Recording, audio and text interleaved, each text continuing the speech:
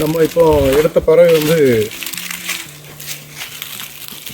White bellied tree by, அதாவது தமிழில் வெண்வயிற்று வால்காக்கை. வால்காக்கைகளில் 2 வகைகள் உள்ளன. ஒன்று கருஞ்சிவப்பு வால்காக்கை, மற்றொன்று வெண்வயிற்று வால்காக்கை. இதில் கருஞ்சிவப்பு வால்காக்கை என்பது பொதுவாக மக்கள் வசிப்பிடங்களில் பரவலாக காணப்படும் ஒரு பறவையாகும். வெண்வயிற்று வால்காக்கை என்பது அடர்ந்த காடுகளில் மட்டுமே காணப்படும் பறவை. அதுவும் மேற்கு தொடர்ச்சி மலையில் மட்டும் காணப்படும் ஒரு பறவையாகும்.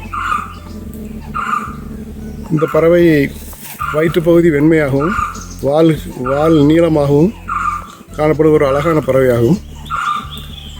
இது பொதுவாக